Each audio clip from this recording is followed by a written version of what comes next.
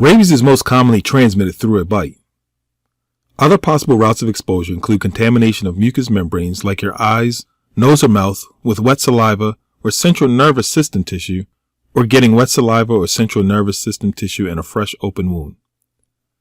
Organ transplantation from a person infected with rabies has also been documented as a route of infection. Rarely, aerosol transmission may also occur, but this is typically only a concern in laboratory settings or in caves that contain a lot of bats. The touching or handling of a potentially rabid animal is only considered an exposure if wet saliva or CNS material from the potentially rabid animal entered a fresh, open wound or had contact with a mucous membrane. The rabies virus cannot enter intact skin.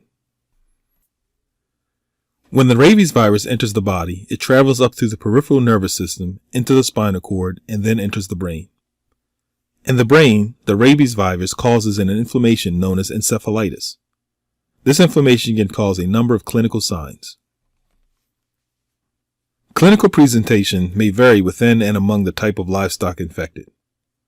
Livestock species and horses may show signs of rabies infection by not eating and being less active.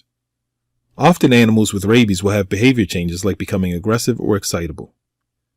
Clinical signs of rabies can also include signs that would indicate something may be wrong with the animal's nervous system, and these can include lameness, paralysis, and seizures. Typically, once clinical signs of rabies appears, animals will become very ill very quickly and die or need to be euthanized within a few days of illness onset.